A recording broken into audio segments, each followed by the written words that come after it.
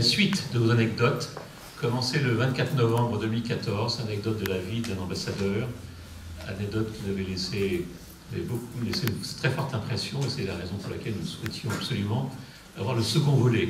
Alors aujourd'hui, malheureusement, un certain nombre de nos adhérents assidus à nos manifestations sont en train de se reposer de leur voyage en Ukraine, ce qui explique la raison pour laquelle effectivement nous sommes nombreux.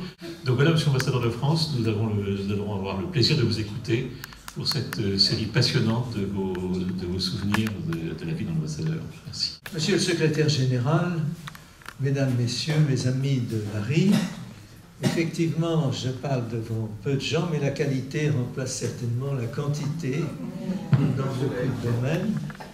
Et c'est notre charmant secrétaire général, entre parenthèses, que j'aime beaucoup, qui a pensé que ça valait peut-être le fait de faire une autre conférence, parce que la première, mon Dieu, il y avait au contraire, les bancs étaient pleins. Cela dit, elle sera dans la tradition de la première, c'est-à-dire que je suis là aujourd'hui pour vous amuser. Contrairement à toutes les conférences que j'ai pu faire dans le domaine de l'art, où c'était plutôt, disons, plutôt sévère. C'est plutôt pour vous faire rire, mais ce ne sont ni exagérés, ni minimisés, c'est exactement ce qui s'est dit. J'ai tâché de retrouver dans ma mémoire les phrases exactes qui font rire, et parce que je les ai entendues et que j'ai ri moi-même. Voilà. Alors, on va changer un petit peu de nature, parce que là, j'avais pris uniquement des choses amusantes dans mes 5 ambassades. On va en garder quelques-unes, 2 par ambassade, ça fait 5 et 2, ça fait 10, vers la fin de la conférence. Mais avant, je vais aller plus avant. Je vais commencer par l'ENA, qui me promettait la profession de diplomate, et où je fus envoyé dans un pays extraordinairement beau, et qui est un peu, avec le Québec, ma seconde patrie, on dirait peut-être alors ma 3e patrie, c'est le Maroc. Le Maroc, beaucoup d'entre vous le connaissent bien, peut-être mieux que moi, mais c'est un pays où il m'est arrivé une aventure extraordinaire.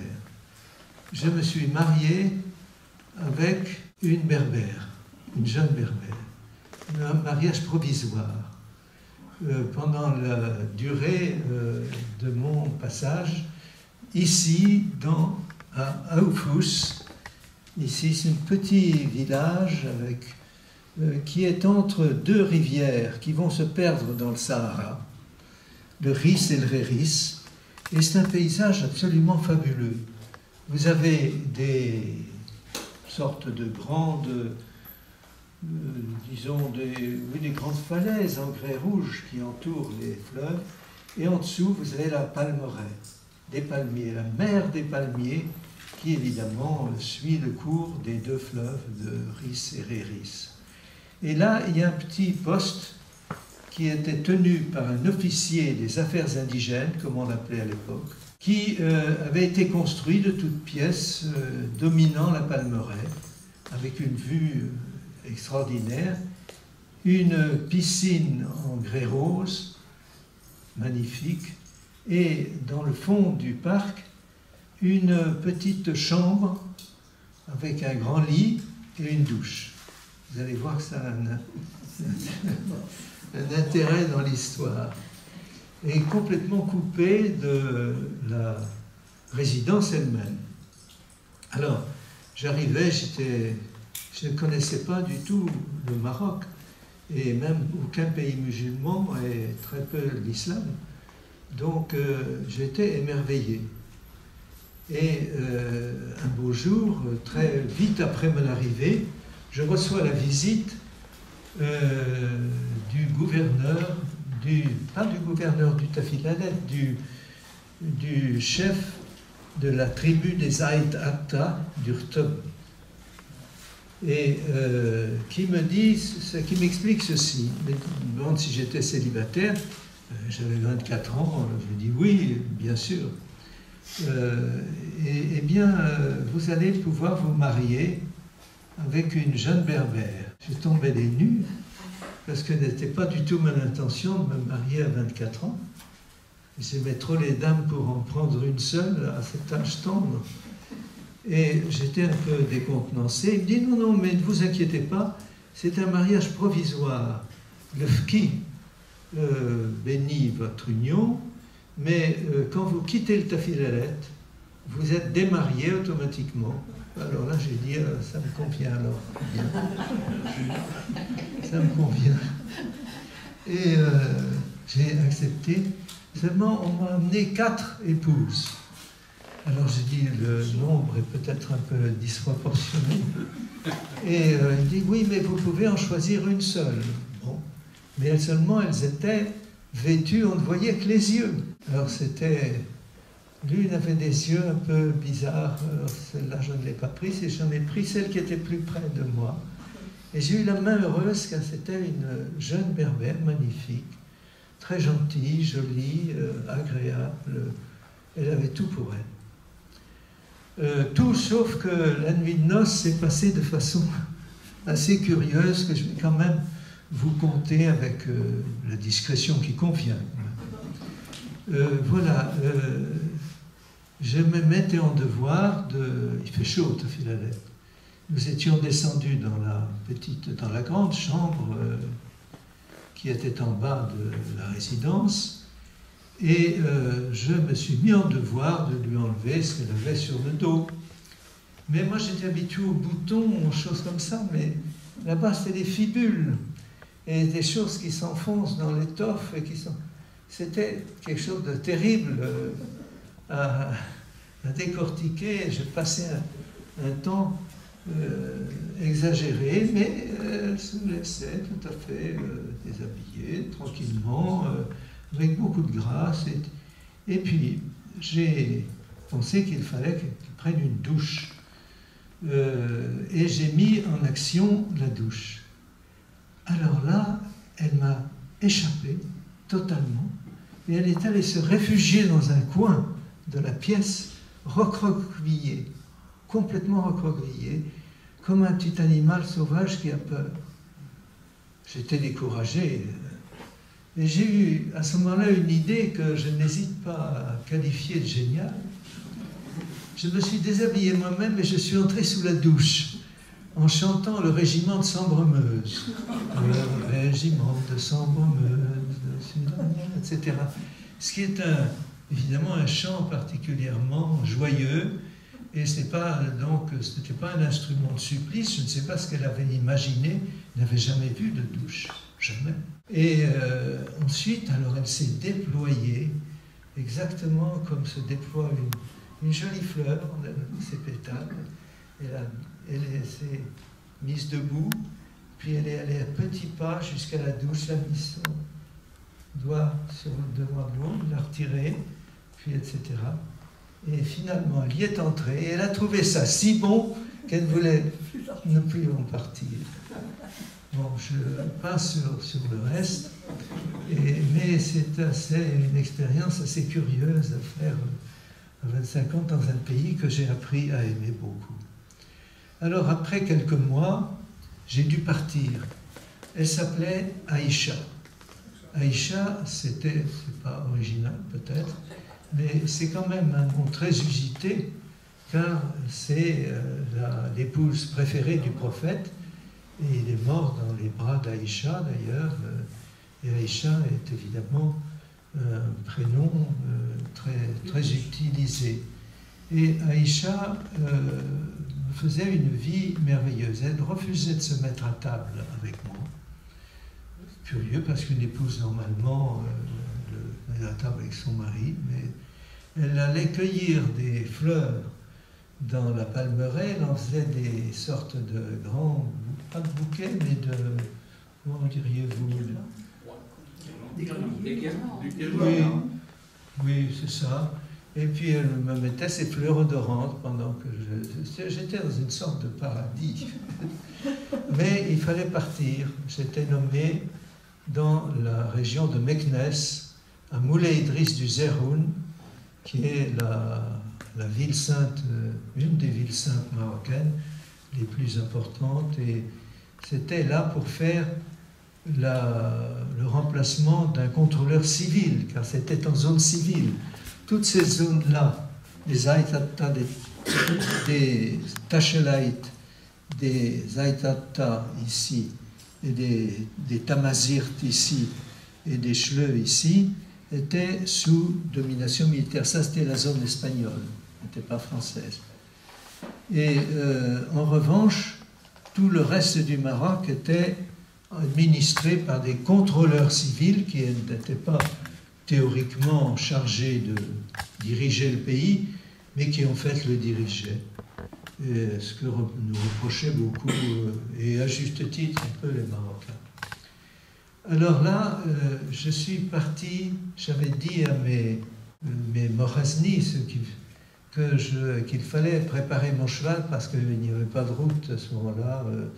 On allait à cheval jusqu'à la capitale des Aitata d'Urtov, à Ksar es-Souk, ici. Et comme ça s'était évidemment su comme une traînée de poudre, et le matin à l'aube, quand je suis parti, et quand j'ai regardé une dernière fois le Tafilalet, j'ai vu Aïcha, qui était sortie, qui portait sa robe de mariée, et qui m'a fait exactement ce geste pendant longtemps, jusqu'à temps que je disparaisse de l'autre côté de la montagne. Et je n'ai plus jamais revu Aïcha. Donc, c'est la première anecdote. La deuxième, elle est plus drôle, c'est que après quelques jours à Moulay Idriss du Zerhoun, j'ai dû faire une visite de courtoisie au gouverneur, enfin il ne s'appelait pas gouverneur, il s'appelait contrôleur civil en chef de Meknes. Je suis donc allé à Meknes présenter mes devoirs, comme on dit dans l'armée, au contrôleur civil en chef. Et après que l'échange de quelques phrases banales, il m'a dit « Ah, vous savez, les Marocains, ils nous donnent tous des surnoms. Et ces surnoms sont drôles, sont souvent drôles. » Ah, j'étais assis, je dis... Alors, il riait lui-même, il dit « Tenez, le capitaine Martin, qui est gros, bedonnant, et il l'appelle la grenouille éclatée. » Ah, il se met à rire. Puis un tel, il m'en dit 2 ou 3 autres, et effectivement très bien choisi, qui semblait parfait. Et je lui dis, mais vous, monsieur l'administrateur général, comment vous appelle-t-il? Oh, dit-il modestement, moi il m'appelle El-Hakem El-Kebir, qui veut dire le grand chef. Très bien, ça me semblait un peu bizarre, mais je reviens dans ma maison, je vois un Morazni qui faisait le ménage, et je lui raconte, je lui dis, est-ce vrai que vous appelez le capitaine Martin la grenouille éclatée, etc. Et comment appelez-vous l'administrateur en chef? Ah, ben dites-moi, comment vous l'appelez? Et nous l'appelons le héron déplumé. Bon, et je dis, et moi, comment vous m'appelez? Ah, vous, c'est El-Hakem El-Kebir. Évidemment, chacun connaissait les surnoms des autres, mais jamais le sien. Je ne connais pas connu le mien. Bon, après cela, j'ai donc, avant de quitter le Maroc, je suis allé à Rabat, un peu partout dans le Maroc, qui était assez colonisé par les colons français. Et il y avait parmi ces colons un homme qui, je ne devrais pas citer son nom, je ne le citerai pas, mais qui était un homme très simple, plus que simple, qui disait pas mal de sottises. Il s'appelait Pagnon, on lui appelait les Pagnoneries. Et j'étais allé assister à une de ses conférences. Et il était tout dans son affaire, il disait que les Français devaient rester absolument au Maroc, c'était le destin du Maroc d'être colonisé, et qu'il fallait absolument que garder ce qu'on avait. Puis il a dit à un moment donné, tous ces biens ici au Maroc, tous ces biens que nous avons acquéris, Alors les gens lui ont soufflé « À qui? À qui? À qui?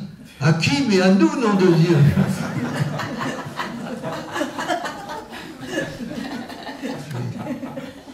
Ils ne savent pas pourquoi les gens ont ri. Enfin, ça c'est autre chose. On va laisser le Maroc. Je me suis un peu attardé sur Aïcha. Et pour passer, je passe sur la guerre d'Algérie aussi, qui était quelque chose, un épisode triste. Pour passer tout de suite à mon premier poste comme attaché d'ambassade, le plus bas grade, au Canada. C'est-à-dire de passer de 50 degrés au-dessus de zéro, tu as fait la lettre, à 50 degrés au-dessous de zéro, une différence de 100 degrés, mais enfin un peu plus tard. Et là, j'ai fait une entrée fracassante, car j'étais arrivé donc à Ottawa, j'étais nommé à l'ambassade de France au Canada, à Ottawa, et le numéro 2 de l'ambassade était gentiment venu me chercher en voiture. Il m'avait conduit à l'hôtel, il me disait « Dépêchez-vous, dépêchez-vous, parce que l'ambassadrice, ça fait pour vous un soufflet. Et elle déteste si on arrive en retard au soufflet, alors dépêchez-vous. » J'étais traumatisé par ce soufflet. Et je n'ai pas le temps de me déshabiller, de prendre changer de chemise. Bon. Et je descends à toute vitesse les escaliers de l'hôtel, et je vois mon ministre conseiller qui marchait d'un pas énervé tout au long de la galerie de glace, et des glaces très épaisses qui protégeaient l'hôtel. Et je n'ai pas vu les glaces. C'est-à-dire que j'ai couru du fond du lobby jusqu'à ce que je sois arrêté par la fin du monde. C'est-à-dire un choc effroyable. Les glaces, j'avais cassé la glace épaisse comme ça, de l'extérieur de la bombe. J'étais couvert de sang, et puis vers la fin de l'après-midi, ils m'ont dit, l'ambassadeur m'a dit, je vous emmène vous détendre près d'un lac qui est près d'Ottawa, qui est très joli. Nous y sommes allés, et au retour, une voiture, j'étais plein de bandages, la tête surtout, et une voiture nous a défoncé l'arrière de la voiture, c'est bien que j'ai pris un énorme coup sur la tête. Et j'ai dit, ce pays-là n'est pas pour moi.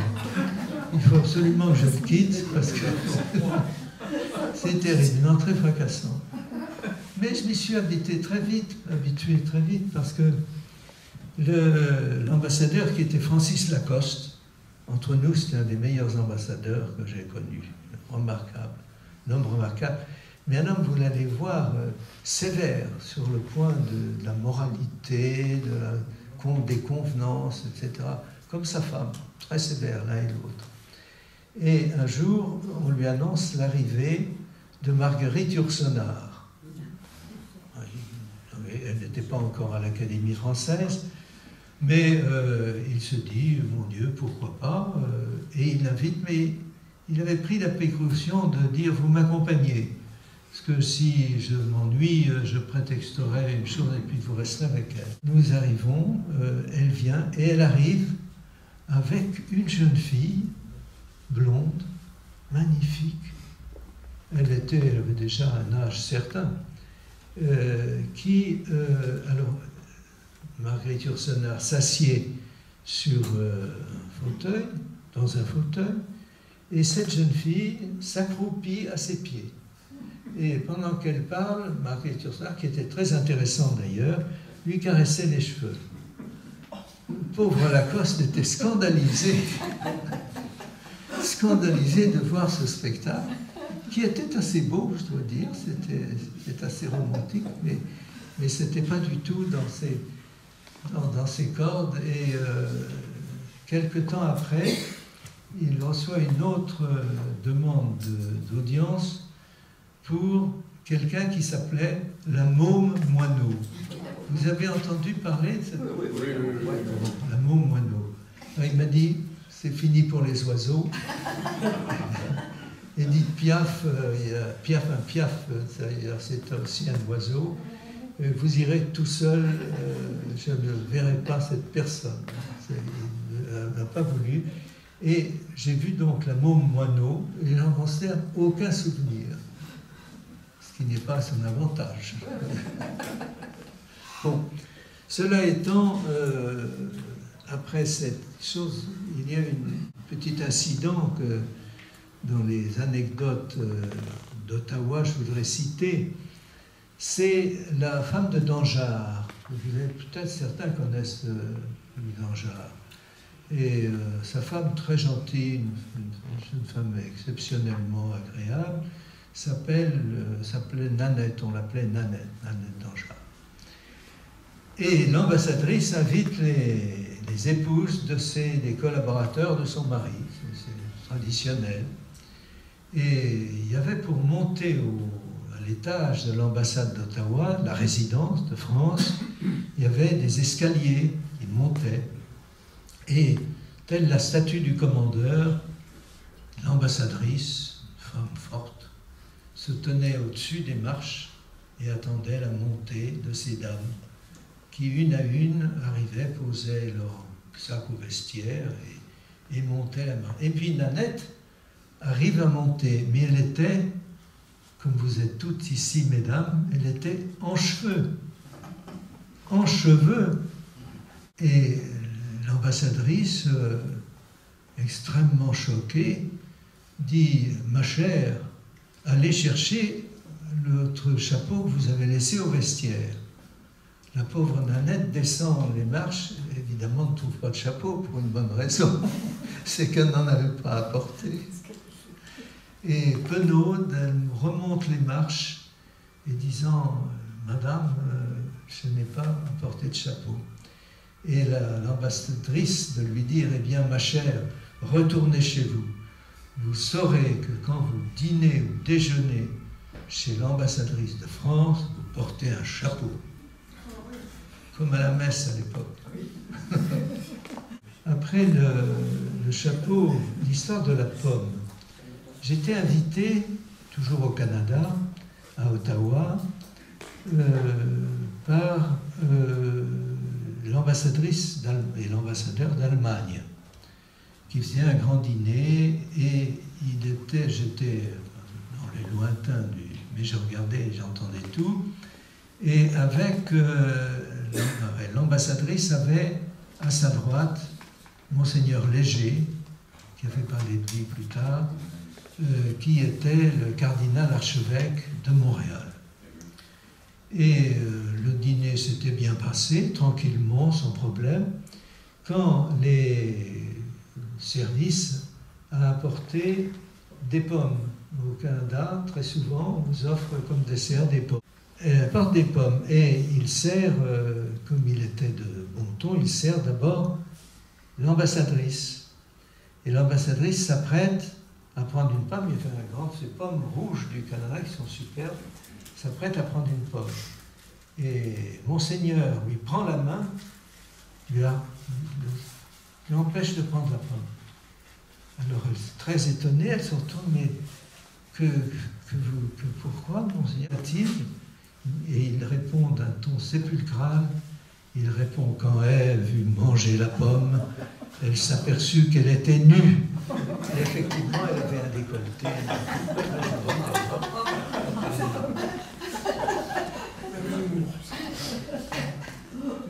Autre chose sociale ridicule au Québec, bon, ça c'était au Canada, il y avait une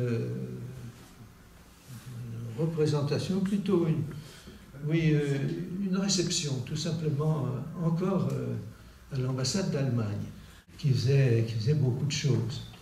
Et j'étais aussi invité, et il y avait une rangée de grandes valkyries, belles femmes d'ailleurs, mais solides, tout au long du couloir qui menait à la pièce principale où avait lieu le cocktail. Alors, j'arrive, je vois cette grande femme gigantesque, blonde, une valkyrie, quoi, une valkyrie. Je lui prends la main, je lui baise la main. La deuxième, qui était dans la file, je fais la même chose, je la regarde, je baise la main, je repose la main. La troisième, c'est Thérèse, c'était peut-être une douzaine. Et à la fin, je ne regardais plus, je baisais les mains, l'une après l'autre, comme ça. Et puis, à la dernière, je sens une main velue. C'était l'ambassadeur du Pakistan, qui avait une robe qui tombait jusqu'aux pieds. Donc, les voyant que la robe, c'était l'ambassadeur du Pakistan. Je suis invité par un jeune couple, canadien-anglais. Et ce jeune couple, je n'avais aucune raison d'inviter, plutôt d'éluder l'invitation. C'était des gens qui semblaient très sympathiques, jeunes. Je voulais au contraire connaître tous les aspects de la société canadienne. Et j'ai accepté avec enthousiasme. Et puis là, arrivé là, après quelques phrases sans intérêt, sans importance, en anglais, bien sûr, uniquement en anglais, le jeune garçon arrive dans la salle avec une grande paire de ciseaux. Il arrive et il me coupe la cravate en deux. Je n'ai pas pu m'empêcher de dire, en France, on lui aurait fait une reprimande. « Ah, mais parce qu'en France, vous élevez les enfants trop durement, il ne faut absolument pas, il faut les laisser libres, c'est chérubin, etc. » Donc je suis passé à table avec eux, avec un moignon de cravate. C'était pas grave, bon, on fait l'impasse sur la cravate. Mais à la fin, la jeune hôtesse, qui était belle, s'est levée et elle a dit cette phrase en anglais. « Of course, we received you because you are a Frenchman of France. If you were a French Canadian, et en disant Canadian, sa bouche a fait ça, Canadian, le rictus du mépris, évidemment vous ne seriez pas venu dans cette maison honorable. Alors là, j'ai été vraiment impoli, grossier même. J'espère que c'est la seule fois de ma vie, mais là j'ai été franchement grossier. C'était l'été et je n'avais pas de manteau à prendre. Je me suis levé, j'ai salué tout le monde et je suis parti en disant « But I am myself a French Canadian ». Et c'était évidemment très... Ils sont restés complètement là-bas. Et ça explique beaucoup de choses pour le Canada. C'est-à-dire que les anglophones se sentaient la race supérieure et qu'ils considéraient les Français, tous ceux qui parlaient français, comme rien du tout.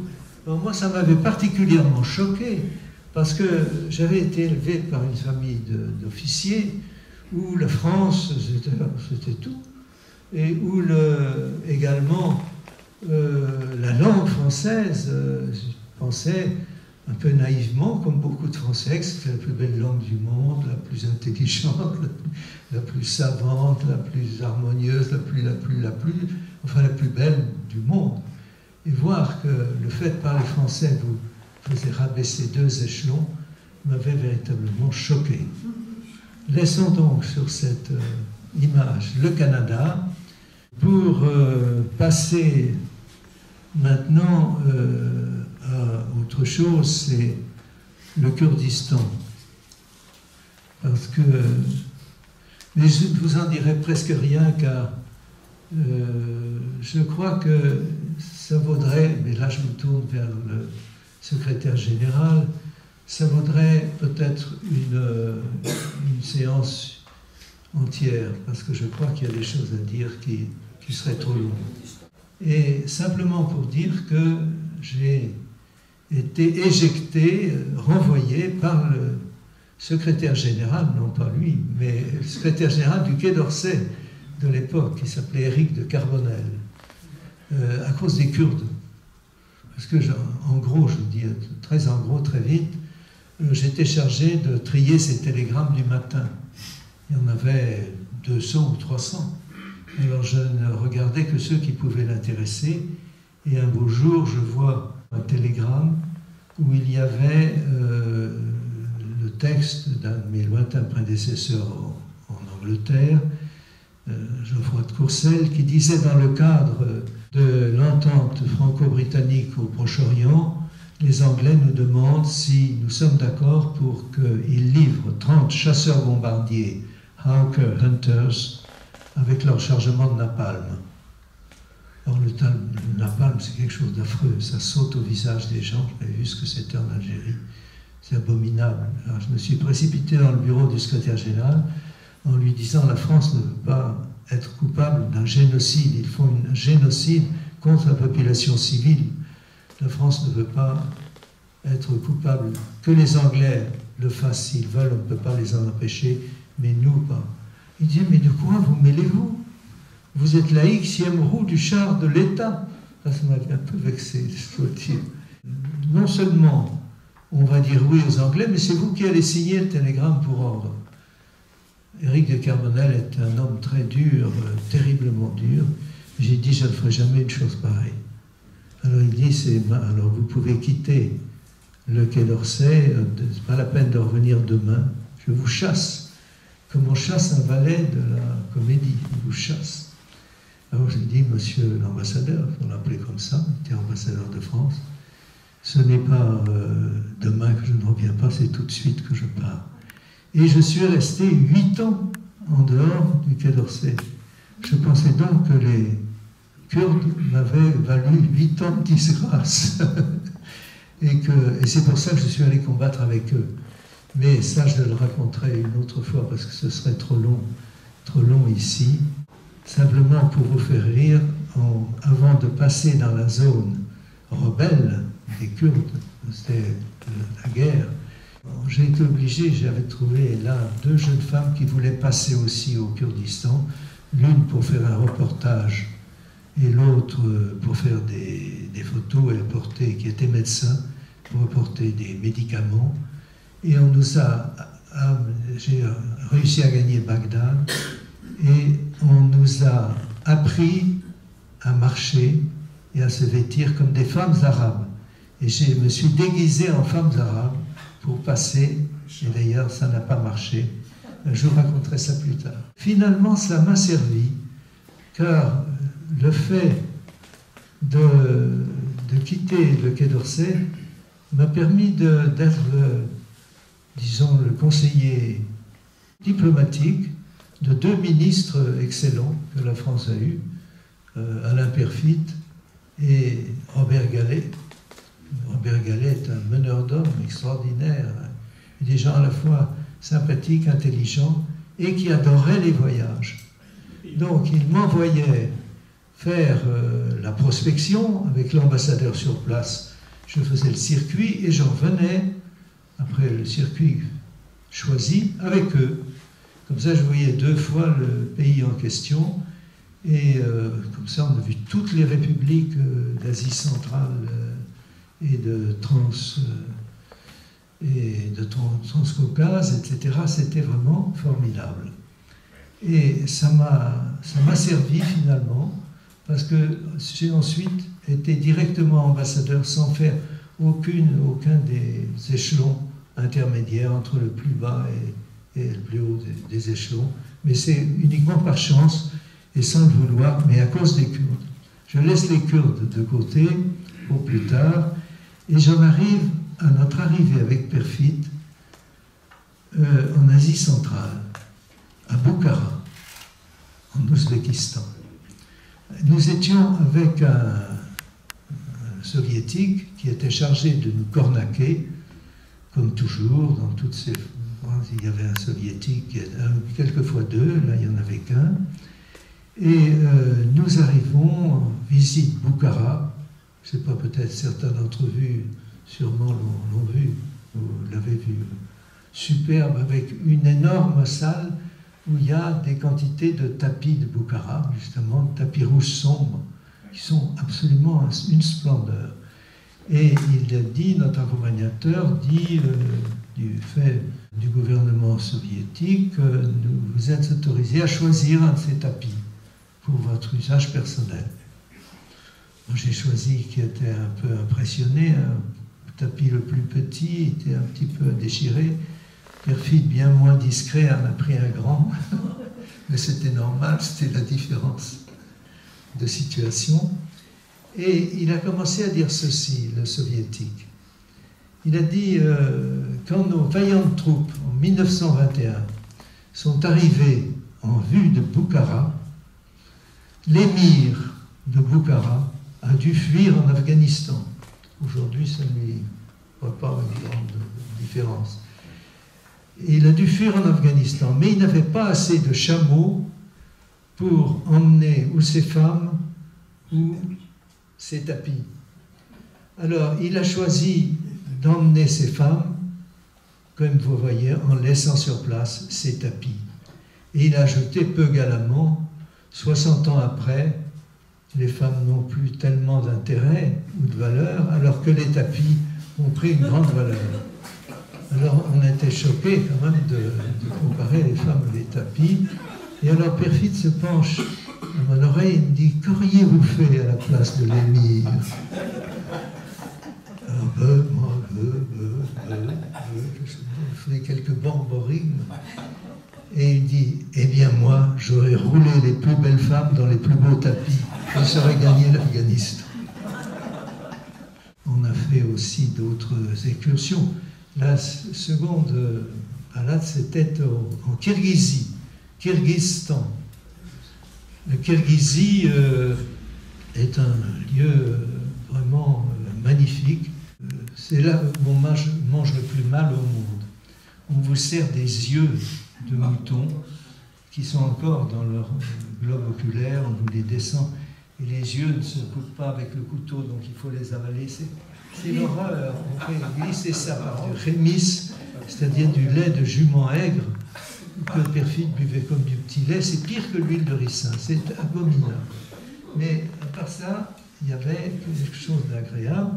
Il y avait une dame qui était ministre des Affaires étrangères de Kirghizie. Vous me direz que la Kirghizie n'avait rien à faire avec les étrangers, tous décidés à Moscou. Donc elle devait avoir de grandes libertés. Et après une chasse aux renards avec des aigles qui étaient très cruels et dont je ne peux même pas parler, il y a eu ils nous ont proposé de faire un jeu qui consiste à aller d'une montagne à une autre montagne, enfin montagne plutôt une colline, à une autre colline assez loin, 4 ou 5 kilomètres, à cheval, et c'est une course, c'est-à-dire la ministre des Affaires étrangères de Kirghizie partait la première, et il fallait qu'on la rattrape et qu'on la jette en bas de son cheval. Si on la rattrapait, on la jetait en bas de son cheval. Et si on ne la rattrapait pas, si elle arrivait la première au poteau de l'autre côté, de là très loin, eh bien c'est elle qui avait le droit de vous cingler la tête avec une courroie de cuir. Voilà. Bon, Perfide m'a dit, qu'est-ce que vous en pensez? Moi je dis, c'est une expérience qu'on ne fait qu'une fois dans la vie, pourquoi pas? Mais malheureusement pour nous, les chevaux, je vous le dis pour si vous allez dans ce pays, les chevaux kirghizes font le galop comme le trot. C'est-à-dire, moi j'étais assez bon cavalier, beaucoup moins bon que mon père qui a commandé la garde républicaine de Paris, mais j'étais quand même forcé à vivre sur un cheval. Mais normalement, quand vous êtes au galop sur un cheval, vous êtes comme dans un fauteuil, c'est doux, c'est agréable. Là, les chevaux kirghizes vous tapent, au fond, si vous passez l'expression vulgaire, on semble du tape-cul. Et la ministre était habituée à ça, elle est arrivée, bien entendu, bien avant. Et quand nous sommes arrivés penauds, elle a levé sa courroie de cuir sur chacun d'entre nous, et en riant, elle l'a reposée. Nous n'avons pas eu droit à la manifestation. Et puis, enfin, pour rester dans l'Orient, la Géorgie. Plusieurs d'entre vous ont été en Géorgie, comme mon ami Olmi a été en Géorgie, et vous aussi en Géorgie. Et là, il y a la coutume du tamana, qui est le maître de la table, le maître des cérémonies, qui avait voulu obliger, là c'était avec Gallet, c'était plus avec Purfit, c'était avec Gallet, qui avait voulu obliger Gallet à monter sur la table et à faire la danse de l'ours sur la table. Il s'y était refusé avec raison, en disant qu'il ne voulait pas, à travers lui, rendre la France ridicule. Et surtout, s'il y avait eu des photos, on aurait vu Gallet dansant la danse de l'ours sur une table. Mais le maire, c'était le maire de Tbilissi qui nous recevait.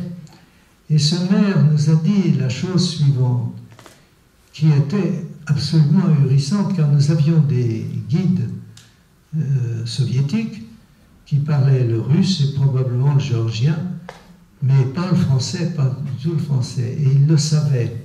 Il l'a su, je ne sais pas comment. Il nous a parlé en français en disant « Nous vous recevons avec joie », c'est à peu près ce qu'il a dit, en français. Il a fait une partie de ses cours à la Sorbonne. « Nous vous recevons avec joie, car vous êtes les représentants de la véritable démocratie et les représentants de la liberté. » Et son discours a été comme ça. Je me suis dit, le malheureux, il va... Et effectivement, on a appris quelque temps après qu'il avait au moins quitté son poste et peut-être quitté la vie. Alors maintenant, je passe avec beaucoup de choses amusantes sur De Gaulle. Mais comme peut-être il est question que je fasse quelque chose directement sur De Gaulle, sur l'ensemble de Gaulle, je ne vous en parlerai que si vous me faites l'honneur de venir la prochaine fois. Ou pas une prochaine fois, mais une fois qui vous sera dictée. Je passe tout de suite alors à quelque chose aux 5 ambassades que j'ai traité pour la première fois, mais que je n'avais pas eu le temps de développer, et c'est d'autres histoires, mais c'est sur les 5 ambassades. Et chacune a deux petites anecdotes. Alors, la première, c'est Haïti. Haïti, chéri, bel pays, passé où? Non, point. C'est le créole haïtien qu'il a fallu apprendre, qui est une langue que j'ai beaucoup aimée.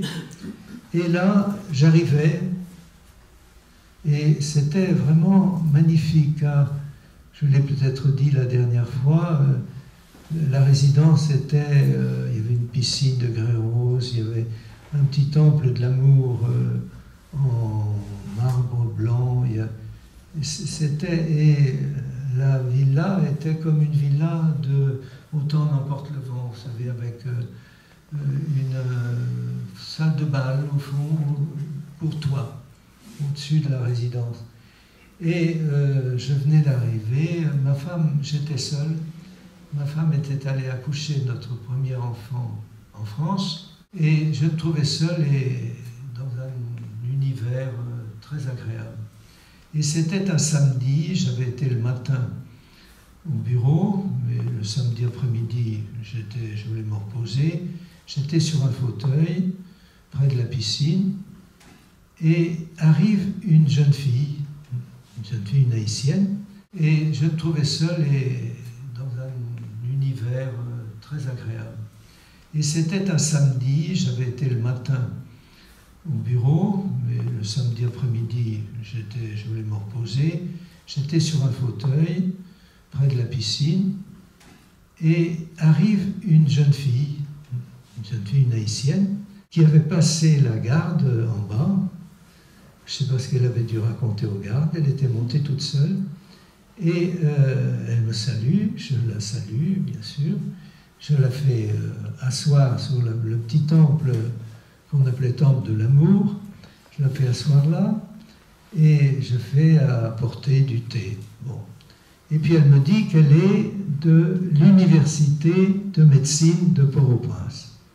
Ah, je dis, ben, ça c'est intéressant, les Haïtiens, compte tenu de leur état de santé global, c'est formidable qu'il y ait une école de médecine, et elle me raconte tout sur l'école de médecine, etc. Mais elle ne partait pas. Et la nuit commençait à tomber. La nuit tombe vite sous les tropiques. La nuit commençant à tomber, je lui ai dit, voulez-vous rester dîner pour continuer ce que vous me dites, qui est très intéressant? Oui, bon. on dîne, elle ne partait toujours pas. Alors, je tenais à ma réputation en Haïti, et j'ai demandé aux gardes de la raccompagner. Je l'ai raccompagné jusqu'à la porte de la résidence, et j'ai demandé aux gardes de la raccompagner jusqu'en bas. Je me dis, mais c'est quand même intéressant, ces jeunes filles sont calées. J'appréciais beaucoup. Et le lendemain, dimanche, je suis sur le même chaiselong, je n'allais pas descendre environ un dimanche, et je vois une autre aussi jolie, aussi belle, qui arrive par le même chemin, au milieu de l'herbe à Kikuyu et au milieu des dragonniers et des araucarias. Ah, mais je me dis, mais elle me dit, je suis étudiante à l'école de médecine de Port-au-Prince. Et je dis, est-ce qu'elles vont toutes défiler une à une, l'une après l'autre? Et cette fois, je la fais assise, je dis, mais pourquoi êtes-vous venu me voir? Parce que quand même, je trouvais ça bizarre. Ah, elle a dit, mais parce que, et là, ça m'a beaucoup vexé. Elle a dit, ah, mais c'est parce que vous êtes l'ambassadeur de la France. Ainsi, ce n'est pas l'homme qu'elle venait voir, c'est le titre.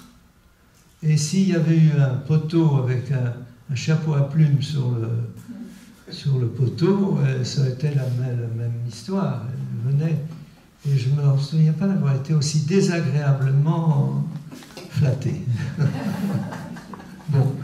La deuxième histoire d'Haïti, que je ne vous ai pas racontée, elle est assez drôle aussi. Ma femme était sur le point d'avoir son premier enfant, qui était Hélène, que j'aime beaucoup comme tous les autres, mes trois autres enfants, je les aime également. Et celle-là, c'est la première, et évidemment, j'étais ému. Et en prenant le petit déjeuner sur la terrasse de la résidence de France, j'attendais la nouvelle de la naissance. Il faut dire que mon numéro 2 était un homme de Pondichéry, un Indien de Pondichéry, qui s'appelait Samy, un homme remarquable d'ailleurs, très, très efficace, très gentil. Et Samy, lui, était resté au bureau ce matin-là, enfin il m'avait devancé, et j'attendais d'une minute à l'autre la nouvelle de la naissance. Mais je ne pouvais pas la voir directement, parce qu'il y avait un téléphone à galène qui passait de la chancellerie à la résidence. Donc c'est lui qui devait la prendre d'abord et me la donner. Et effectivement, j'entends, et j'avais une intuition que ça allait venir, je l'attendais. Ça sonne, c'est lui qui a une voix blanche au téléphone, qui me dit, monsieur l'ambassadeur, ça y est. Mais je dis, alors, qu'est-ce que j'ai? J'ai un garçon, j'ai une fille, comment ça s'est passé? Tout s'est bien passé? Il me dit, je vais monter à la résidence. Il y avait bien 20 minutes de voiture. Je vais monter dans la montagne, elle était dans la montagne, la résidence. Je vais monter vous le dire à la résidence, soyez courageux. Oh, soyez courageux, m'a donné un coup terrible sur la tête. Et soyez courageux. Il m'a dit, ça y est, ou elles sont tous les deux mortes, ou l'une des deux, ou l'un des deux, ma femme, le bébé, sont morts. Il n'y a pas d'autre chose. Peut-être tous les deux. J'étais dans un état épouvantable. Il arrive, il n'était plus noir, il était presque vert, tellement il était choqué. Alors là, j'arrive, je le prends au col, n'est-ce pas? Je lui dis, quel qu'il soit, dites-moi ce qui s'est passé, qu'est-ce qu'il y a? Je le crie à son oreille. Il me dit, non, j'ai dit, et sont-ils morts, l'un et l'autre? Il m'a dit, non, ils ne sont pas morts, mais... Alors j'ai dit, mais quoi? Monsieur l'ambassadeur, vous avez une fille. Il dit, mais c'est... Je lui ai répondu, mais c'est ce que je voulais. Je voulais voir une fille. Elle ne comprenait pas du tout. Parce que cette mésaventure lui était arrivée pour lui-même à Pondichéry. Et le fait d'avoir une fille, comme premier, ensuite on peut en avoir, c'est permis. Mais le premier doit être un garçon. Et il m'annonçait que j'avais une fille, il était catastrophé pour moi. Moi, je dis le champagne, c'est exactement ce que je voulais. Bon, laissons Haïti, passons à la deuxième. Rassurez-vous, il n'y en a que 5. La deuxième, eh bien, c'était l'Afrique du Sud. Et l'Afrique du Sud, j'essayais de convaincre les Sud-Africains blancs, le gouvernement étant évidemment entièrement blanc, de convaincre les Sud-Africains de faire une place à la population noire, où il y avait déjà près de 10 millions de Noirs, alors qu'il n'y avait que 3,5 millions de Blancs. Et ils avaient une politique qu'ils appelaient celle des Bantoustans. C'est une politique assez récente, c'est-à-dire de former des territoires laissés totalement à la population indigène locale. Seulement ces territoires, c'était un petit peu terrible, car le territoire était enrobé de vallées fertiles et en général c'était des plateaux plus ou moins stériles qui étaient considérés comme le Kafiristan ou la terre réservée aux indigènes de l'Afrique du Sud. Et chacun vit dans le KwaZulu, par exemple. KwaZulu était divisé en 8 morceaux qui ne se touchaient pas les uns les autres, et tout à l'avenant. Donc ça, ce n'était pas possible. Alors, j'allais voir souvent le ministre des Affaires étrangères qui s'appelait Pik Botha, la grande famille des Botha, qui était à l'époque, qui s'appelait plus le Botha en Afrique du Sud. Et il me dit, ah, j'ai quelque chose pour vous, vous allez être content. Je vais proposer l'agrandissement des Bantoustans, de certains Bantoustans, pas le doublement du volume, mais on va en fondre, en fusionner quelques-uns, vous allez voir, c'est formidable. Il va à son coffre, il ouvre son coffre, et il y avait une carte enroulée, une grande carte enroulée. Il vient près de moi, il la déplie, comme ça, mais à cette vitesse-là, il la referme. Mais vraiment à cette vitesse-là. Il me dit, vous n'avez pas pu voir, mais nous donnons des territoires à plusieurs Bantoustans, etc. Bon. Le lendemain, j'avais rendez-vous encore avec lui, parce qu'on avait des discussions assez rudes, mais fréquentes. Je lui dis, vous savez, dans votre histoire, je crois que vous n'avez pas pris la bonne voie, car celui que vous agrandissez est moins intéressant que tel autre, etc. Et je me mets à faire une carte, vous avez ma manie des cartes. Ah ben oui, je ne vous ai pas montré où était le Tafilès, c'est en bas, et bon, peu importe, ne revenons pas là-bas. Et je lui fais la carte de son pays, et je dis, avec exactement les territoires des Bantoustans. Et je lui dis, au lieu de mettre tel point ici, vous auriez dû rejoindre ces deux parties du Bantistan. Et il est tout à fait horrifié, il me dit, mais quelqu'un vous a vendu le projet. Il n'y a que 2 personnes qui le savent, ce projet, moi et mon numéro 2, mon chef de mission. Nous sommes tous les 2 simplement à le savoir. Donc c'est lui qui vous a vendu. J'ai dit non, personne ne m'a rien vendu, c'est vous qui me l'avez montré. Il dit, vous n'avez pas pu le voir, je l'ai replié tout de suite. Et vous n'avez pas la clé de mon coffre-fort, donc vous n'avez pas pu le voir. Et j'ai dit, mais si, j'ai vu ce que vous aviez changé, bon, etc. Eh bien, il ne m'a pas cru. Et il a liquidé le malheureux numéro 2. Je suis donc la cause involontaire d'un saccage injustifié, car le malheureux, évidemment, n'avait rien vendu du tout. Deuxième histoire sur l'Afrique du Sud.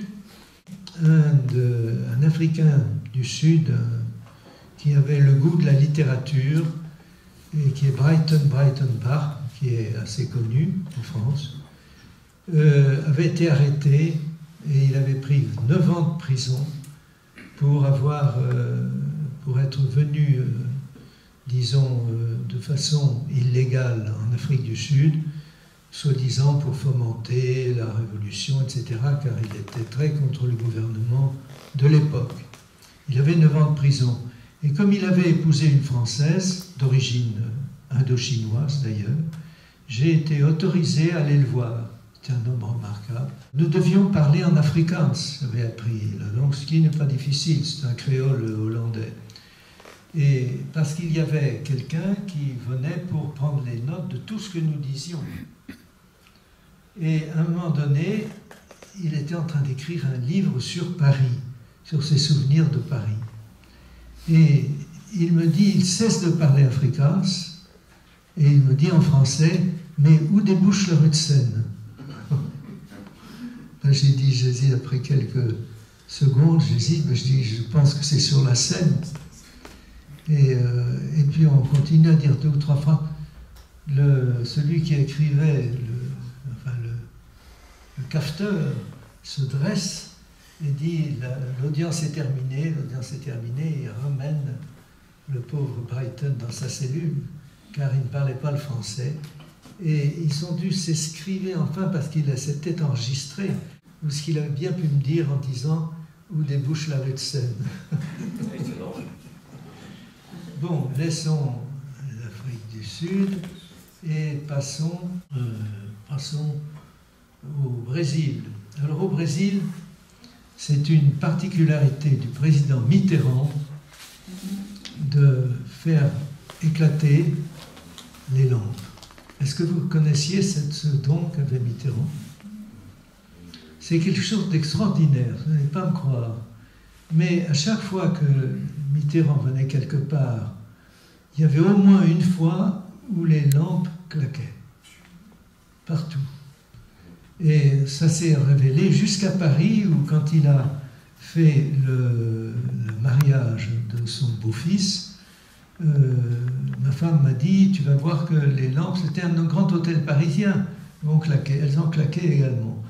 Mais la première fois, au Brésil, j'étais quand même étonné, car dans l'amphithéâtre, toutes les lampes au milieu de son discours ont éclaté. Il y avait... Bon. Alors, je pense que c'était suffisant. Nous étions invités ensuite à Bahia, donc la Bahia dos Todos os Santos, la baie de tous les saints. Et là, c'était un dîner avec une table en fer à cheval. Et j'étais entre 2 dames, comme il est normal, et le président et sa femme étaient devant la partie pleine du fer à cheval, vous voyez. Et à un moment donné, un homme qui avait un appareil un peu comme celui de Madame Yolmi, là, un appareil qui prend des photos, mais plus gros que ça, c'était une énorme chose, et s'avance en direction du président, et son instrument éclate. Et on a cru que c'était un attentat, vraiment. Et Madame Mitterrand, courageusement, je dois dire, très courageusement, s'est jetée devant son mari pour éviter qu'il soit tué. Je pensais que c'était en fait un accident de lumière, mais c'était comme ça. Et la dame qui était à mes côtés a poussé, a écrasé sa cigarette allumée sur le dessus de ma main. Tellement elle avait été choquée. Ça m'a fait mal sur le coup. Vous voyez, ça c'est...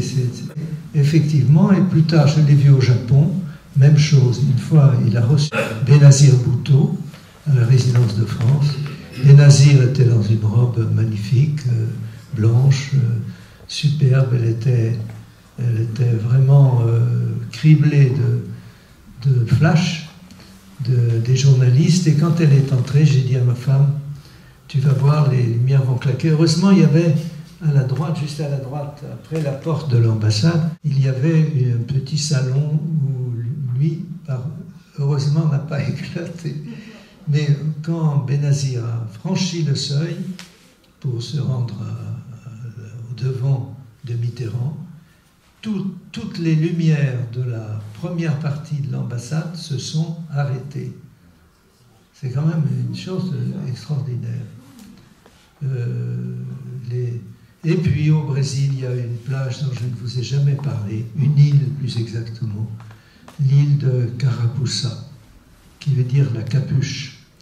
Dans cette île, c'est là qu'il reste le dernier pin Brasil, le pin l'arbre du Brésil, qui est rouge. Et c'est une île rocheuse, mais avec de très jolies petites plages. Une île qui est grande peut-être comme 10 fois, 15 fois cette pièce. C'est une toute petite île, mais elle était absolument ravissante. Et elle est au milieu de la baie de Rio, c'est-à-dire que de là, vous voyez toutes les îles, à droite, à gauche, milieu, lointaine, proche. C'est un truc merveilleux. Et je m'étais mis dans la tête d'acheter cette île. Bon, première déception, des pêcheurs voulaient me la vendre, mais elle ne leur appartenait pas. Alors j'ai failli donner un peu d'argent aux pêcheurs. Bon. Alors j'ai fini par comprendre qu'elle appartenait à l'État brésilien, mais au ministère de la Marine de l'État brésilien. J'ai fait la cour au ministère de la Marine en disant, et alors ils avaient accepté de me donner cette île pour 99 ans. Un bail amphithéotique, ça s'appelle comme ça, je sais pas, très fort en droit. Pour 99 ans. Je dis 99 ans, il y a le temps de, il y a le temps de jouer. Et puis malheureusement, j'ai été réclamé tout de suite à ce moment-là au Japon. Et j'ai dû laisser ce rêve de l'île de Carapuça. Et si vous allez un jour dans la baie de Rio, allez voir cette île de Carapuça. C'est vraiment le paradis sur la terre. Le paradis perdu. Alors l'Angleterre, je vous en ai parlé la dernière fois assez longuement, de l'humour anglais qui est véritable, celui de la reine, celui de tous, de la reine-mère à qui j'offrais le bras pour monter l'échelle de coupé de l'avion, et qui m'a dit, mais me prendriez-vous pour une vieille dame? Elle avait près de 100 ans. Donc ils ont un humour très spécial, que c'est une des choses que j'apprécie des Anglais, mais une seulement. Bon, n'insistons pas. Je voulais dire seulement que là, la reine a fait une réflexion qui m'a beaucoup amusé. Après les lettres de créance dont je vous parlais la dernière fois, elle avait dit à son premier ministre, qui était John Major, qui lui demandait comment la chose s'était passée. La reine a répondu très bien, oui, bien, il n'y a pas de problème, mais j'espère que celui-là c'était moi, que celui-là ne nous fera pas le coup de Nanteuil.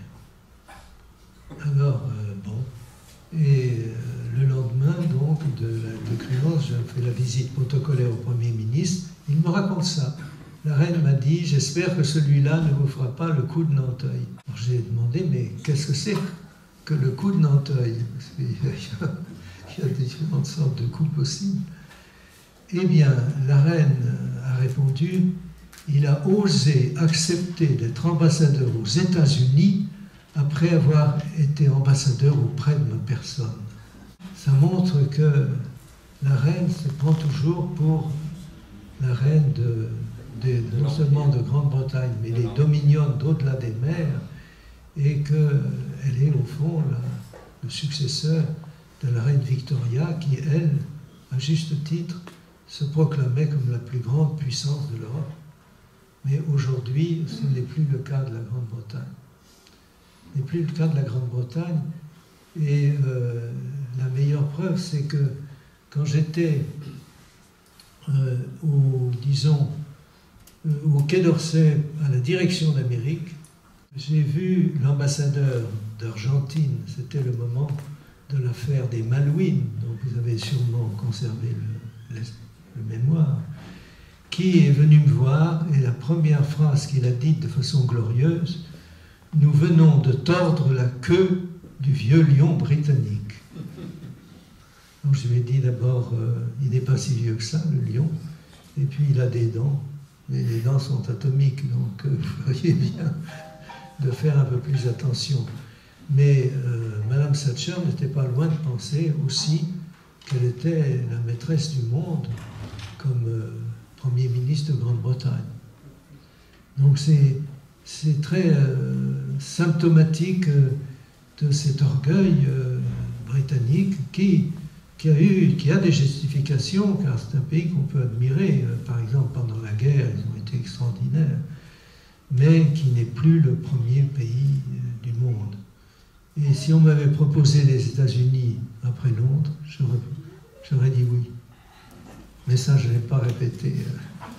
Ensuite, le duc d'Édimbourg, il arrive toujours 3 pas après la reine. Et un jour, la femme d'un ambassadeur a eu le culot de lui dire « Mais ça ne vous fait pas quelque chose de marcher toujours derrière la reine ?»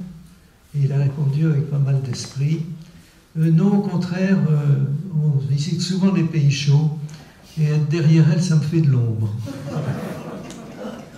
Bon, je lui laisse le prince Charles qui, chaque année, la reine fait le défilé devant tous les ambassadeurs, il y en a 90 et quelques, et elle serre la main de l'ambassadeur, elle fait un vague signe comme ça au reste de son ambassade. Enfin, il n'y a que le numéro 2 et l'attaché militaire, mais avec leurs femmes. Et après l'un, c'est l'autre, et elle a 90 personnes à saluer.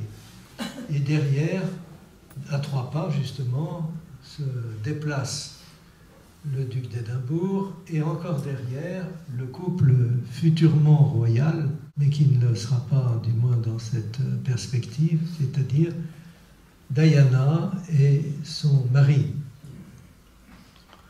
Alors, le prince Charles. Et quand Diana est venue à notre endroit, il y avait les photographes qui s'étaient rassemblés et ils la cernaient. Le pauvre Charles était à quelques pas, les bras ballants, et sa femme était entourée de tous les flashs. Ça a commencé à l'énerver. Alors il est allé, à ce moment-là, il a laissé sa femme se faire photographier, et il a marché à grands pas vers moi, et il m'a dit « Diana's husband ».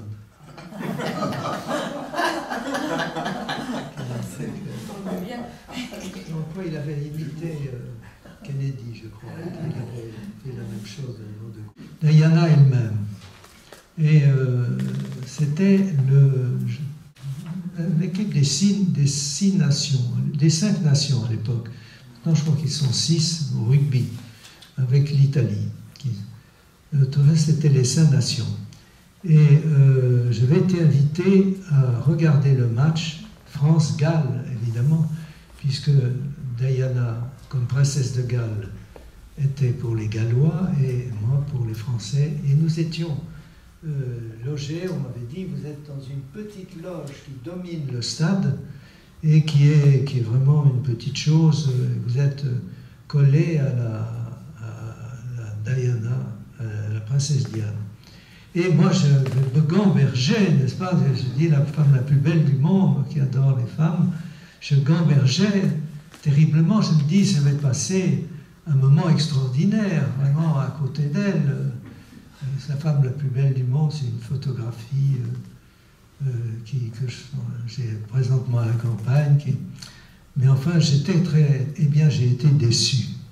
C'est l'histoire d'une déception. Car j'essayais de l'intéresser, de lui dire des choses plaisantes, si possible, et un peu intéressantes d'aventure. Mais elle répondait toujours très gentiment, mais sans accrocher. Si vous voulez, elle disait « Oh yes » ou « Are you sure » ou « Indeed ». J'étais obligé de recommencer mon compliment, si bien que, chose terrible, j'attendais avec impatience que la fête sur le sol de rugby recommence. C'était Dumas Hermès, que vous connaissez bien, lui est mort, le pauvre. Mais il était à cette époque flamboyant, il y a longtemps. de l'histoire dont je vous parle, et c'était au Japon. Et comme nous le faisions souvent, quand une entreprise, surtout une entreprise disons, de vêtements, de robes, de chic, on le faisait à l'ambassade. Ils nous demandaient la permission de la faire à l'ambassade, car le cadre, avec le parc que vous avez au Japon, était très beau. Et effectivement, on fait cette revue de robes au Japon dans notre ambassade. Et à ce moment-là, voilà ce qui se passe. Nous étions 4 à accueillir les gens, mais 4 en ligne. C'est-à-dire, j'étais ici, j'étais le premier. Ici, il y avait Dumas Hermès en numéro 2. En numéro 3, il y avait ma femme, ou plutôt, je crois qu'elle avait mis Madame Dumas Hermès avant elle, et enfin, ma femme. Voilà, et l'entrée était par là. Alors, c'était des hommes, effectivement, qui venaient en grande majorité, car au Japon, c'est les hommes qui sont chargés de la mode, de la confection, etc. Et les hommes passaient, ils nous serraient la main, d'abord à moi, puis ensuite à Dumas Hermès, et ils passaient comme ça, en baissant la tête, sans regarder même nos épouses. Alors à la fin, comme ils faisaient tous ça, ça aurait été jugé en France très impoli. Mais au Japon, il paraît que c'était la coutume.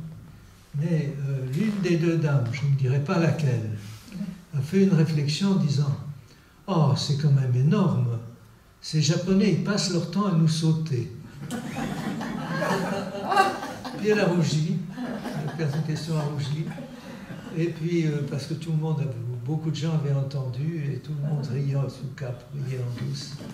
Ils passent leur temps à nous sauter. L'avant-dernière histoire, c'est la suivante. Elle concerne, et ça je vous demanderai de ne pas la répéter, parce que la femme d'Edgar Faure est toujours vivante, et je ne voudrais pas qu'elle soit mentionnée. Mais cette histoire est quand même drôle, et comme vous êtes donné la peine de venir, je vais vous la raconter. Edgar Faure m'avait d'abord fait une, disons, bon, je sais pas, il avait été un peu, j'avais failli avoir une histoire avec lui pour la raison suivante.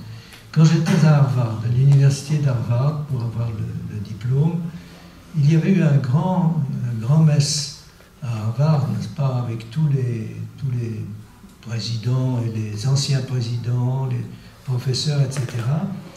Et Edgar Faure devait faire un petit discours devant tous ces messieurs. Et c'était un dîner d'hommes. Et aux États-Unis, on ne plaisante pas avec ça. Quand c'est un dîner d'hommes, il n'y a pas de femmes, par définition. Et Madame Edgar Faure de l'époque, qui était Lucie Faure, ne l'entendait pas de cette oreille.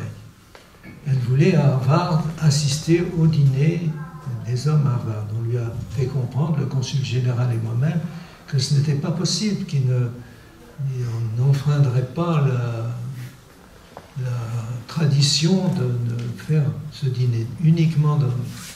Et dans ce cas-là, le consul général m'a dit « Nous avons des amis dans la banlieue de Boston. Vous conduirez, si vous le voulez bien, Madame Edgar Faure à ce dîner qui sera sympathique, puisqu'elle ne peut pas, de toute évidence, aller au dîner de l'université. » Bon, alors j'avais une petite voiture très modeste, petite, je ne sais même plus comment elle s'appelait. Je l'appelais Grenouillette en tout cas. Et je fais monter donc Madame Lucie Faure dans cette voiture, et elle était d'une humeur insupportable, une humeur terrible. Alors j'essaye de raconter des coups, de la faire rire, mais il n'y avait aucun. Elle n'a pas ouvert la bouche pendant la soirée, et l'ancien ministre, le président, on l'appelait président, Edgar Faure, m'avait dit, il avait levé les efforts sur la langue. Il parlait comme ça. Il m'a dit, bien entendu, vous ramenez Lucie avant 11 heures. Je tiens absolument à ce qu'elle me rejoigne à l'hôtel avant 11 heures. N'est-ce pas? C'est bien, c'est pas. J'ai dit, je promis, juré, je vous la ramènerai avant 11 heures. Nous étions partis à temps et dans la banlieue de Boston, la banlieue chic de Boston, la nuit, il n'y a pas une lumière ouverte, il n'y a rien. Tout est éteint, les gens dorment. Et je m'aperçois avec horreur que depuis 2 jours, je roulais avec un réservoir d'essence vide. Je me dis, nom d'une pipe, je vais arriver en panne sèche dans ce désert vivant qu'est la banlieue bostonienne. Qu'est-ce que je fais? Edgar Faure va alerter la police, va certainement nous chercher partout. C'était l'horreur. Et puis, comme il y a quand même un bon Dieu pour les imprudents, avec la dernière goutte, je suis arrivé à l'hôtel, mais ensuite la voiture a refusé complètement tout usage et je suis regagné mon logement près de l'université à pied. Donc il y avait eu quelque chose déjà avec lui. Mais puis je l'avais servi quelques mois comme conseiller diplomatique. Et un beau jour on m'annonce, alors que j'étais à Tokyo, on m'annonce que Edgar Faure va venir passer quelques jours à Tokyo, donc très bien. La coutume était d'aller le chercher à Narita, l'aérodrome de Tokyo, et de le ramener à la résidence. Alors c'est ce que je fais, j'arrive, je vois Edgar Faure au bras d'une magnifique personne qui n'était pas, d'ailleurs, la femme qu'il avait épousée après la mort de Lucie, qui était une autre très très jolie, ravissante, au moins 45 ans de moins que lui, au moins, et qui marchait à côté de lui d'un air respectueux. Alors il me dit, je vous présente Madame Intel. Je dis oui, mais ça marche Madame. Et vous la logez évidemment à la résidence. Je dis, alors je commence à faire l'imbécile. Je dis, Monsieur le Président, ça aurait été avec grand plaisir. Donc, on vous a réservé la chambre du Président. Il y a dans chaque ambassade une chambre qu'on appelle la chambre du Président. C'est théoriquement la plus jolie, la plus agréable. On vous a réservé la chambre du Président, mais malheureusement, les autres chambres sont occupées, car Tokyo, à l'époque, c'était un va-et-vient de visiteurs. Et c'était vrai. Toutes les autres chambres sont occupées, mais nous trouverons à Madame Intel une chambre très près de l'ambassade. Il y a une chambre qui sera toute prête, et c'est un très bon hôtel. Mais non, mais ça ne fait rien, mais s'il n'y a pas de chambre disponible, mettez-la dans ma chambre, ce n'est rien.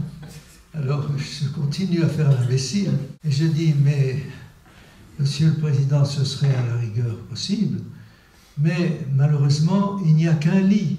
Il est grand, mais il n'y a qu'un lit. Et il me répond exactement,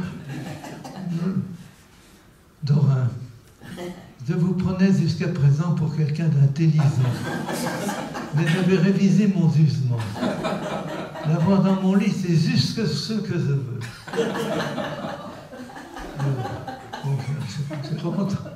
Je dis ça à ma femme qui dit, comment? Je ne veux pas de cette dame, une ambassade n'est pas un bobinard, je ne veux pas entendre parler d'elle. Je dis, il n'y a pas de problème, c'est comme ça, c'est pas autrement. Et il est resté avec elle une 8aine de jours, et nous prenions ensemble, car ma femme s'était fort adoucie, nous prenions ensemble les petits déjeuners. Et ce diable d'homme, il était plein d'histoires, plein d'anecdotes, il était dans une forme formidable. Une mémoire exceptionnelle. Il avait une mémoire exceptionnelle. Ah oui. Oui, extraordinaire. En tout cas, il nous ravissait par sa présence, et il est finalement partie.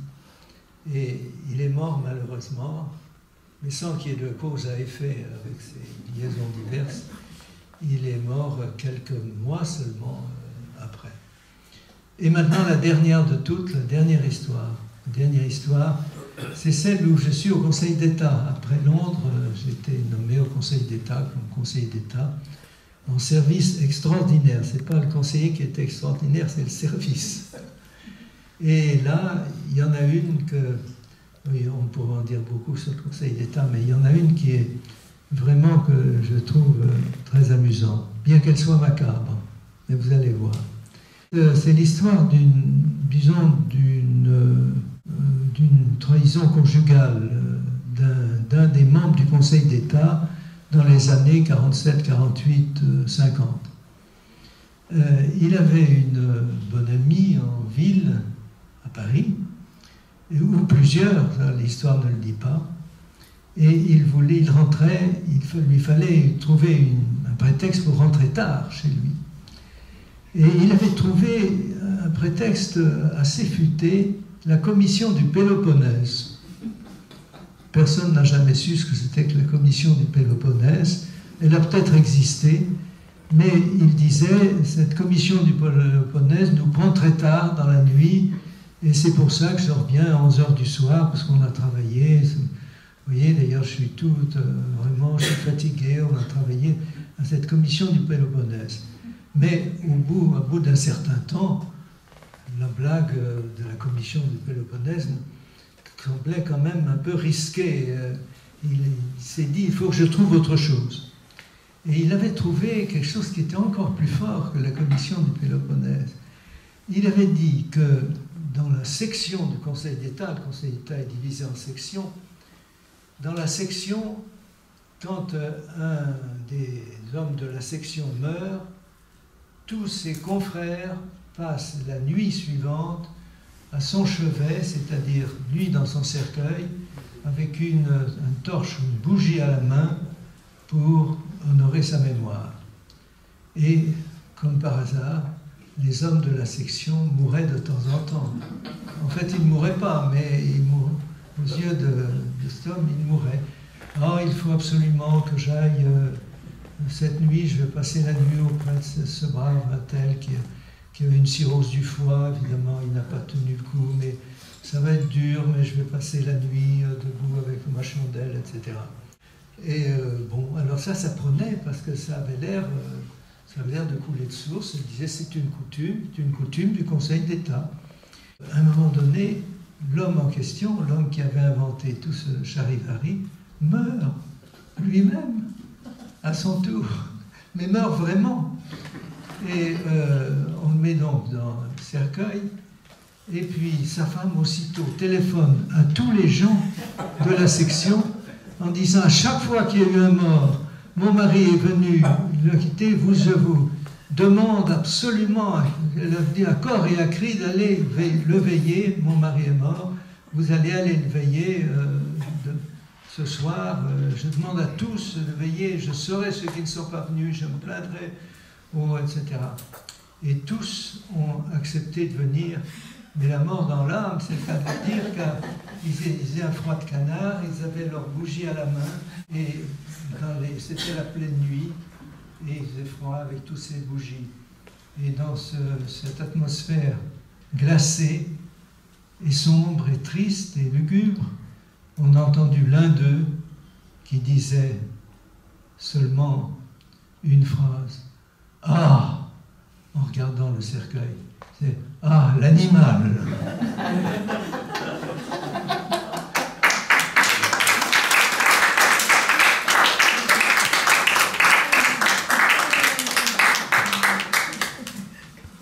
Écoutez, merci Monsieur l'Ambassadeur, c'est absolument passionnant comme d'habitude.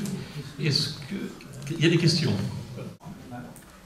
Vous dire, car auditoire, que nous ne sommes pas les seuls à apprécier les connaissances encyclopédiques de M. l'Ambassadeur, ainsi que les croquis qu'il effectue de mémoire, puisque dans son ouvrage récemment paru, Ministre de la Culture, M. François Guillaume, qui vous a rendu visite lorsque vous étiez au Japon, dit Céline, je vais demander, ayant oublié les lunettes, hein, je vais demander, monsieur l'ambassadeur, c'est ceci. Ah, voilà.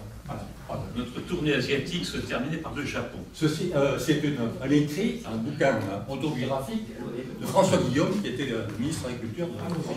Notre tournée asiatique se terminait par le Japon. Nous y arrivons à la veille d'un vote de l'ONU en passe de condamner la politique française en Nouvelle-Calédonie. Lors des débats antérieurs, le pays du soleil levant s'était toujours montré solidaire des positions de l'Océanie et des Philippines hostiles à la France. Aussi, je devais rencontrer le Premier ministre nippon avant son départ pour le Conseil de sécurité à New York, dans le but de convaincre de s'abstenir lors du vote à l'ONU afin d'éviter à notre pays une résolution défavorable. Cette neutralité était ce qu'on pouvait attendre de mieux du Japon, m'avait indiqué Jacques Chirac. Assisté de l'ambassadeur de France, j'ai réussi à l'obtenir au cours d'un entretien tendu mais courtois. L'ambassadeur Bernard Dorin, en soutien de cette tentative, était presque à l'apogée de sa brillante carrière, partagée entre des postes à l'étranger et au Quai d'Orsay. À Tokyo depuis peu, il était déjà capable de dessiner la carte du Japon de mémoire, sans rien oublier de la dentelle de ses côtes déchiquetées. Une performance étonnante qu'il renouvelait à chacune de ses affectations diplomatiques. Il fut surpris que je lui demande de saluer tous ses collaborateurs de l'ambassade, sans exception, chacun à son poste de travail. Il ne trouvait pas ma requête incongrue, bien au contraire, mais tout à fait singulière. Or, chaque fois que possible, en terre étrangère, je recherchais ce contact et celui des résidents français, estimant que les uns et les autres, avertis de la présence d'un ministre de la République, ne manqueraient pas d'être déçus qu'il ne leur témoigne pas la considération qu'il aurait due.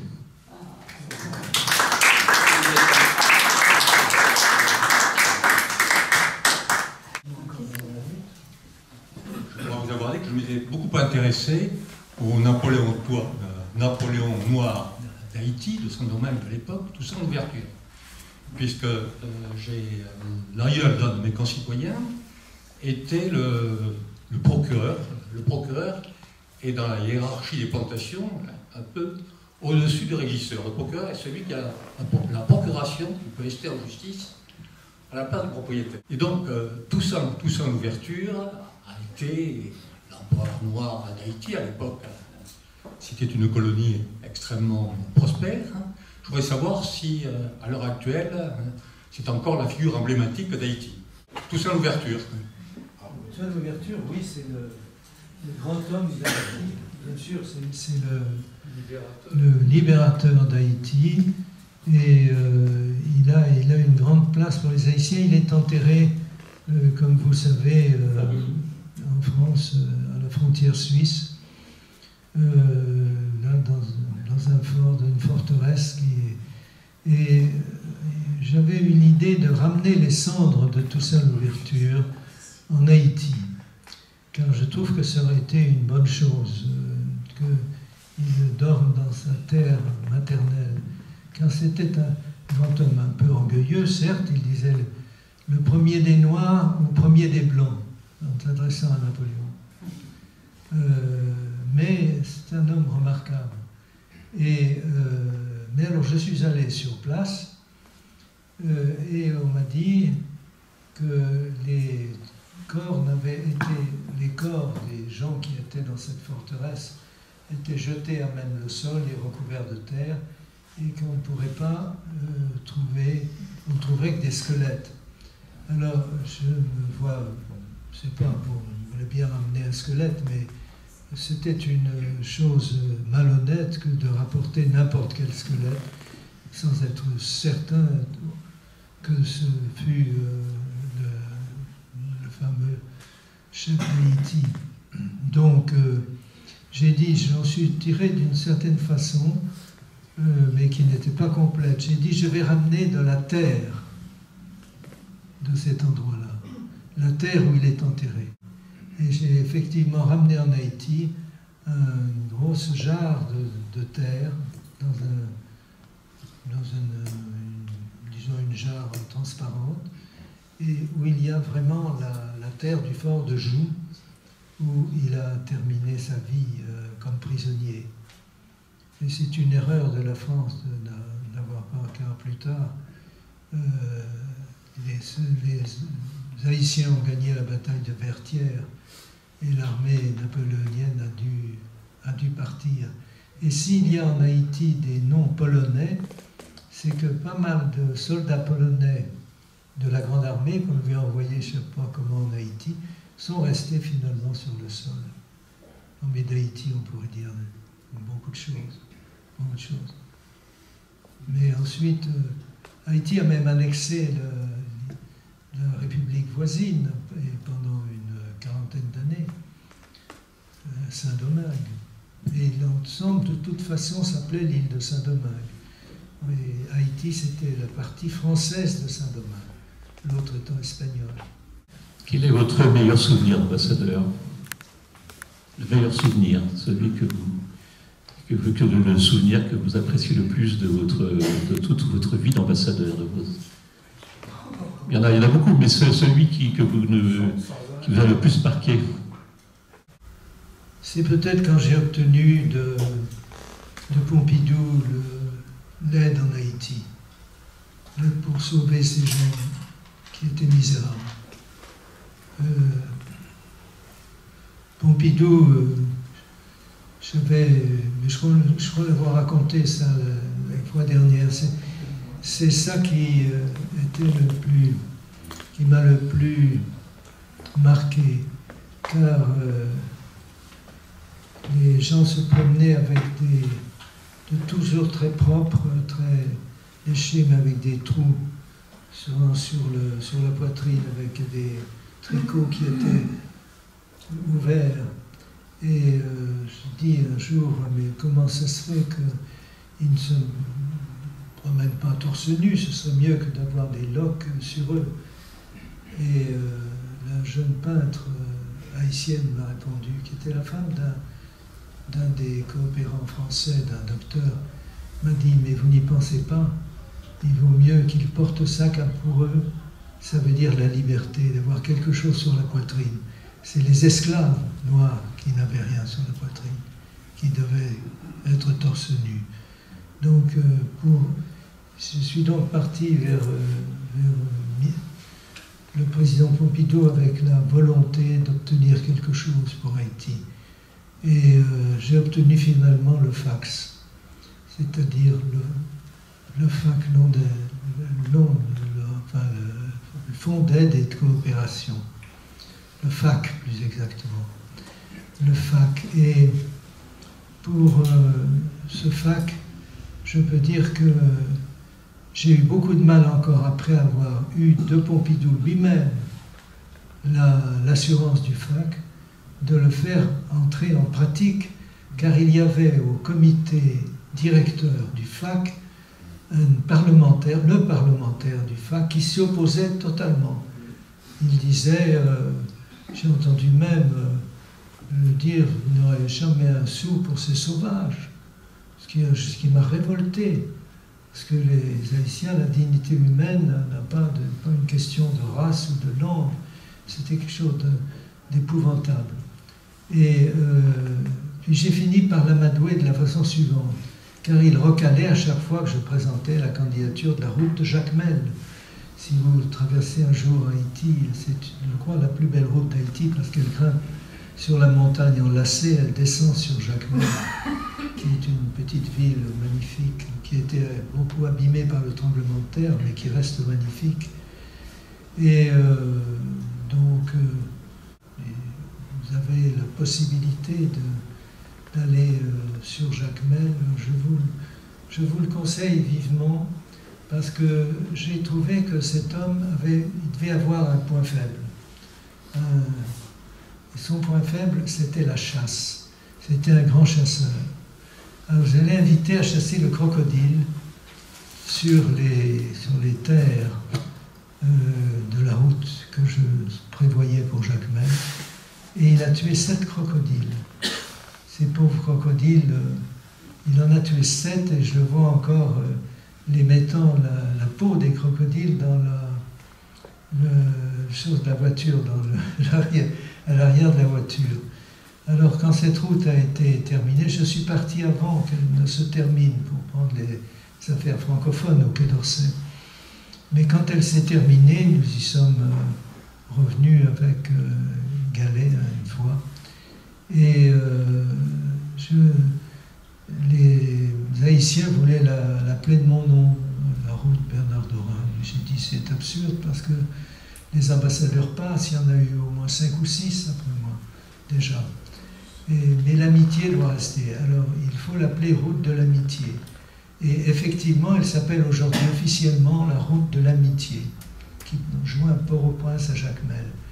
Mais en fait, si j'avais plus réfléchi, j'aurais dû la faire appeler route des crocodiles. Parce que c'est quand même les crocodiles.